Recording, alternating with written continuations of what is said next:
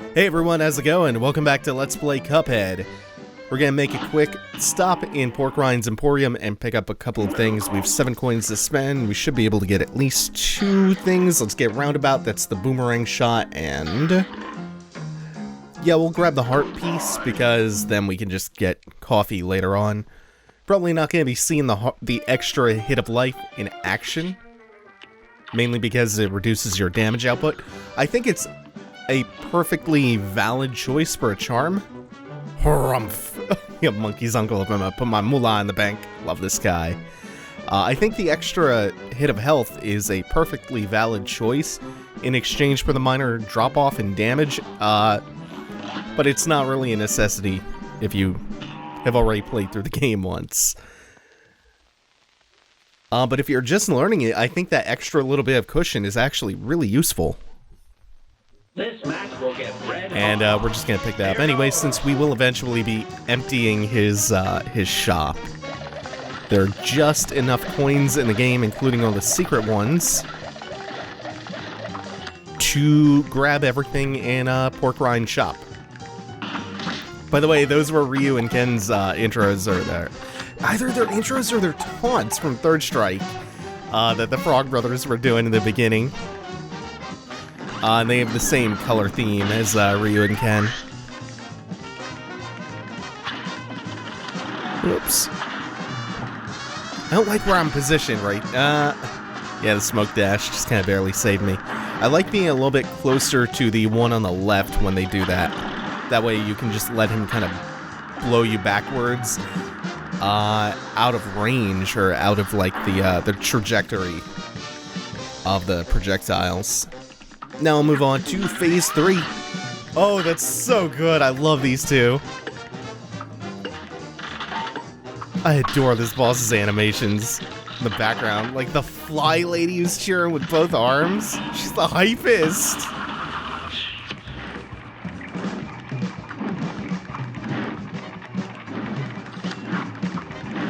So there are 3 possible attacks that we can see from the slot machine. Let's see if we can get all 3. I don't think I've ever been that lucky. Oh no, we're gonna get those 2 again. In a second here, I think I'm cutting it close. I'm gonna hold off on shooting him, so I can get a 3rd parry in. So that's how this works. You parry the arm of the slot machine, and then once... oh, we got these 3 in a row. This is probably his hardest attack to deal with in this phase anyway. That's not bad, though. Oh, we didn't take a hit. Awesome, awesome, awesome. So that should be a perfect fight. Oh, no! Okay. Parrying the arm on the slot machine doesn't count. You have to parry the fireballs in the first phase. Huh, okay. I didn't know that. Ah, that kind of sucks. Oh, well, it's still a B. And the coin before gave us the helpful hint that there are also coins hidden in the overworld. Some NPCs will give us coins, as we saw before, if we do things that satisfy them. Cagney Carnation. Some of them are just hidden walking around, though. Now go. After we beat the Dandelion boss, we will get one of those hidden coins that we were being given hints to last time. Okay, those will track you, and that is a boomerang. You'll start high and then go low. Oh my god, this boss is so cool! Yeah, parry that before it sprouts in the ground. That one sprouts into something that's really dangerous because it takes a shitload of hits and it flies around in the air. Ah, man. This is why I don't like the smoke dash that much. I find it hard to judge like where I need to pull back when I dash forward. Like, it's kind of disorienting in that way. Jesus, this looks great. Also, notice how it kind of looks like a lion now. This boss is a big visual pun. It's a dandelion. Also, this music. This fucking music! Oh, the dope samba. I really love that boss's animations. Like, I'll say this about every boss, but I think that one stands out of the ones we've done so far. That idle animation, that like kind of smooth, rhythmic, repetitive idle motion. Kind of looks like it's dancing. So sick. And with that's 5 bosses out of 5 for Inkwell Isle, and you notice that the axe is moved over. Maybe now I can collect enough dough to pay for my chipped blade. Oh, he was sitting right by a coin, though. You can see that little tinge of yellow behind him. And there's our first hidden Overworld coin. And next up, oh, we're gonna have a lot to talk about with music today. The Die House.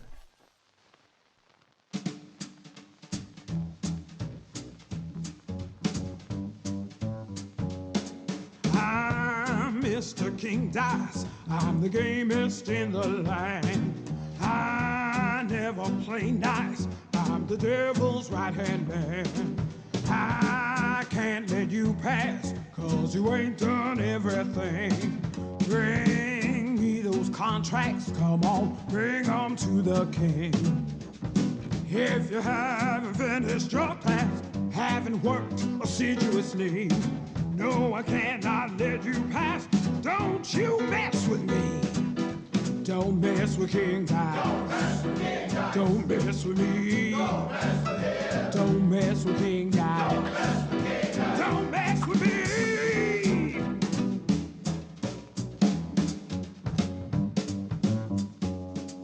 I'm Mr. King Dice. He just what I say. The devil has his price, and I'll make sure you pay. I don't have time to mess around, and I hope you will agree. Bring me those contracts pronto. Don't you mess with me. Don't mess with King Dice. Don't mess with me. Don't mess with King Dice. Don't mess with me.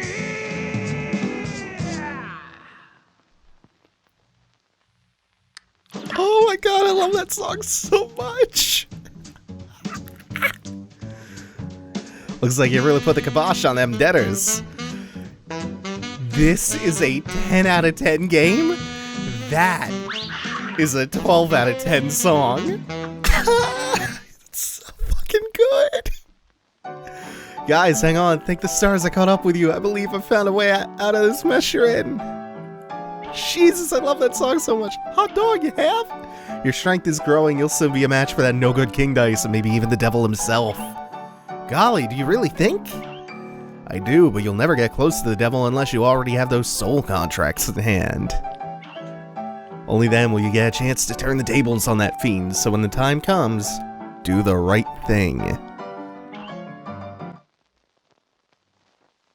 Oh god, I just want to bask in that song a little bit longer. So that's far and away my favorite song on the soundtrack. Jesus, it's so motherfucking great. Oh, I love this game. Also, now that we've talked to this dude and made it to Inkwell Isle 2, our planes have been upgraded, so we can now swap weapons, and we have a bomb during the shmup segments. Okay, so do we want to do... Yeah, let's do Djimmi the Great in Pyramid Peril. So, King Dice, to go back to him real quick. Damn, I love this fucking game! King Dice, his design is based on a jazz singer named Cab Calloway, who is a major influence on this game's soundtrack. Along with Duke Ellington, who inspired some of the, among other things, one of his songs, Caravan, inspired the Floral Fury track for the Dandelion boss that we just fought. I'll get back to that in a second, though.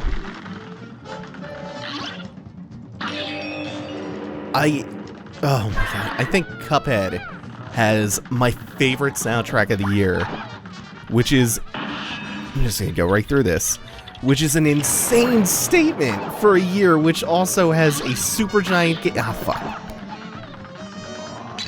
I swear to god I'm normally, oh look at the little teardrop. as this sarcophagus bounces away. I am normally way better at dodging those than that. Ooh. Whatever, 1 HP is my natural state. Clutch is my middle name. This is adorable, man. This is great. By the way, a lot of people find Genie the Great to be one of the harder bosses in the game. I think he might be in my top 10. I don't know about even the top 5, though. There are definitely bosses I have a harder time with than him. There is a lot going on in this fight, though. But we're in the home stretch now. But yeah, it's insane that this is my favorite soundtrack in a year that has a Supergiant game and Nier Automata in it. This is my favorite soundtrack of the year. Just this beautiful, energetic mix of like swing and bebop and a little ragtime. That's a really unique musical genre for or genres for a game soundtrack. You don't get that a lot, and it just works. It just works so well, so energetic. And then you get the occasional slow tempo and the vocal parts, like the barbershop quartet in the beginning, and the lyrics in the King Dice song. So good. Speaking of barbershop quartets, whoever heard of a barbershop trio? If we can't find our 4th member, we'll never sound right again. Be a pal and let us know if you spot them, won't you? Yes, we'll keep that in mind. Alright, so I want to backpedal to the Samba track real quick. Oh wait, we don't have any coins left. Oh right, the other member of the quartet, isn't he around here? Oh, there is the mausoleum up here too. Quadratus, the watery being on this isle. His obsession with death and numbers is legendary, and somewhat disturbing if one thinks about it for too long. Yeah, let's hit the mausoleum, then we'll do a boss, and we'll complete the quartet. This will be Mausoleum 2. It'll introduce one new ghost type. Okay, anyway, back to my thought on the Floral Fury track, the boss track, from the end of Inkwell Isle 1. So, if you go back and listen to it, you'll notice that it's a samba track. It's a samba tune. So this game, it's a lot of swing jazz, it's a lot of bebop. But that's, I think, the only song in the soundtrack that has those samba elements to it. That track was, like I said before, inspired by, partially by Duke Ellington's song Caravan, and also a trip that some of the big band members took to Brazil during Carnival. Oh, these ones are fun. Victory! Hey, there we go. And again, Duke Ellington, along with Calloway, were major influences on the musical aesthetic of this game. And the second magical super art that we get from the legendary chalice is gonna be one that I'm gonna make extensive use of when I go through the running guns for the particular type of run that I'm gonna do. You'll probably see more of that next time. We're gonna end this with a boss after we complete the barbershop quartet. I think we actually have to go to the upper left first, so... Oh yeah, I didn't pick coffee up yet. Spread sound. Whoops, I have these not laid out the way I want. Woo! Was getting them all back. Baroness Von Bon Bon. Jeez, I really like her name. Yeah. This is good. Spread and the boomerang. The boomerang is one of my favorite weapons in this game. Oh, this is an awesome track, too.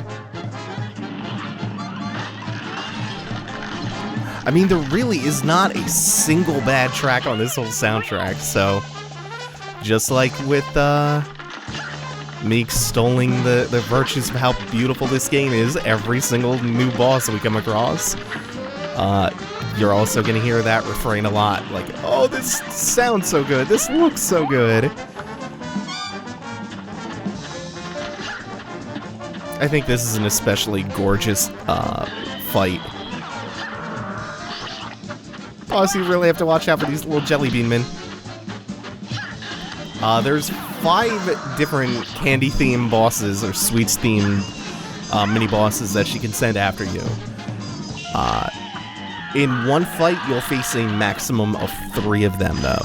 I think we missed out on the Cupcake, who's like Armored Armadillo. And he's a big pain in the ass. You can parry the Peppermint. Remember, it's that particular shade of like hot pink. It is a little bit misleading, I guess, in this level, since there is so much pink, but they still differentiate the shade of pink that you can parry with the Peppermint. Everything else that's pink in this fight is a much lighter, more muted shade. Also, I was trying to go for the 4 parries in a row on the Peppermint. It's really easy normally to get it off on that. Well, easier than most things. The other good place to do that, if you're looking to complete 4 parries in a row, is the Mausoleum in Inkwell Isle 3. I took a bunch of hits going after that, though, which kind of sucks. Gorgeous boss, though. Like every single one in the game.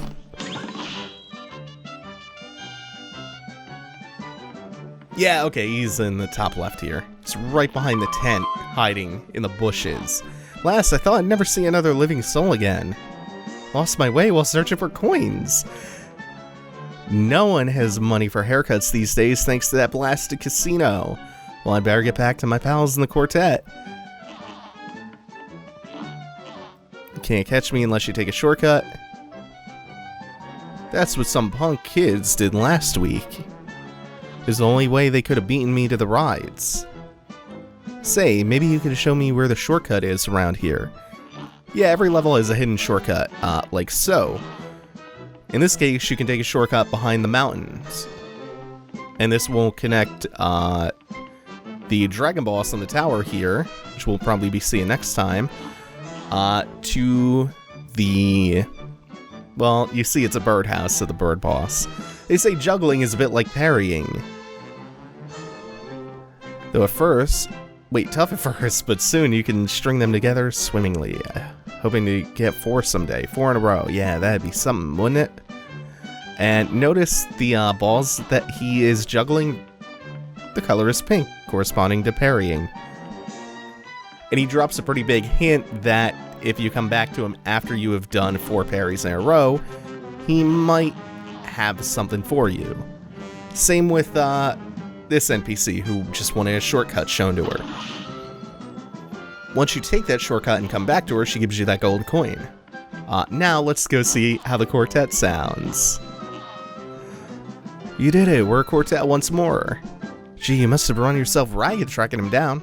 We had to fight a few bosses. Can't thank you enough, let's celebrate. Key of B flat.